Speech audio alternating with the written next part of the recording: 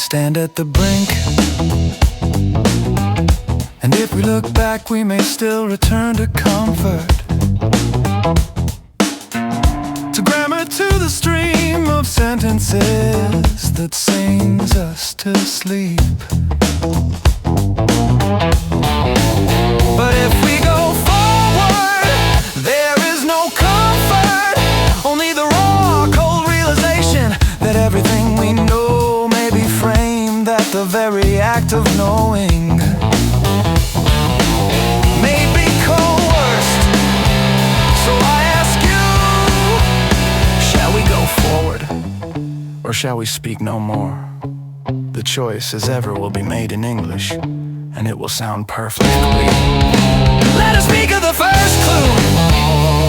Not the thunderbolt, not the revelation, not the madness that opens its mouth and swallows the sky. No, those are too theatrical. The system would never reveal itself so dramatically. It is too old, too practiced, too professional.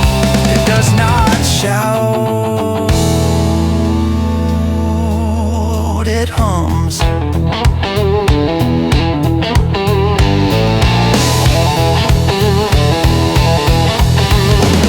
And so the first clue, like most real clues, was small, so small I nearly missed it. So ordinary it almost vanished into the fabric of the day. It came as such things often do in a conversation, a simple one.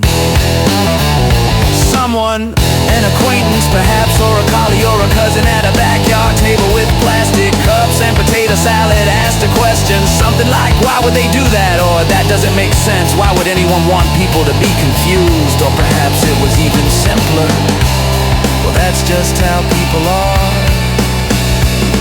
And in the answering of it, I found myself caught not by what I said, but by how I said it. I heard my own voice form a sentence perfectly shaped, properly punctuated, uncontroversial.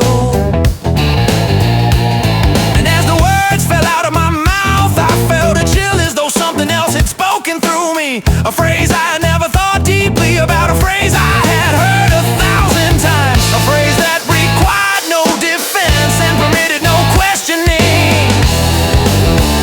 It is what it is. That was it.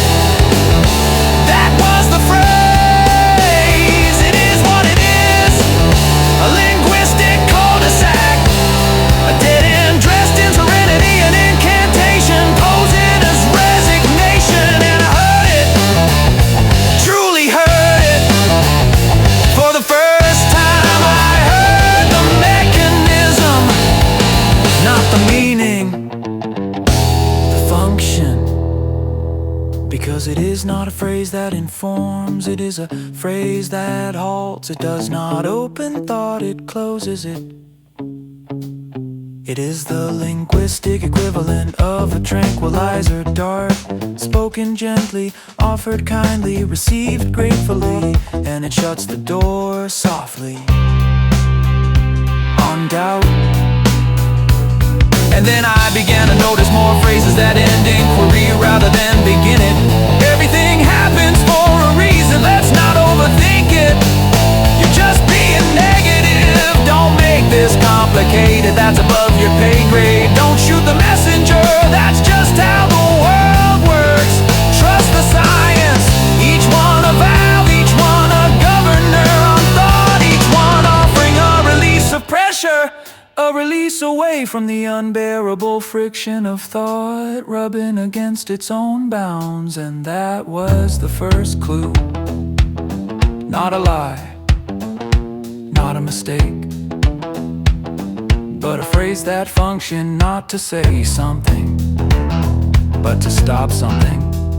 A sentence whose job was to shut the gates of the mind, gates which left open might allow the unspeakable to arrive.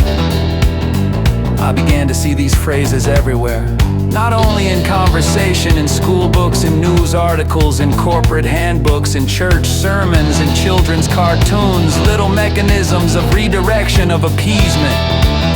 And always in perfect English, fluent, smooth, utterly rational. And I began to suspect something monstrous. What if these phrases were not cultural leftovers, not harmless idioms, not linguistic quirks? What if they were installations? What if someone or something had placed them there? What if the language had been seeded with these phrases, the way a garden is seeded with vines, the kind that look harmless until they have choked the structure they grow upon?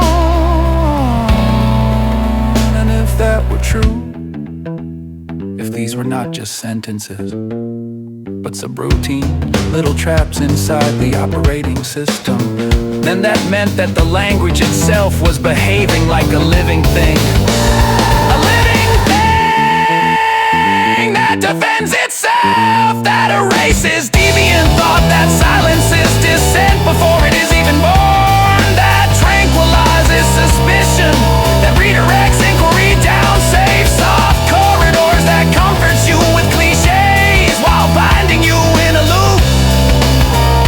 It is what it is. Yes, that was the moment I knew I might be onto something. Because suddenly, I couldn't say it anymore. I couldn't even hear it without flinching. I had become aware of the mechanism. And awareness, once achieved, cannot be undone. That is the first clue. Not the phrase itself, not the feeling, the shift when you hear it and see it not as meaning but as device.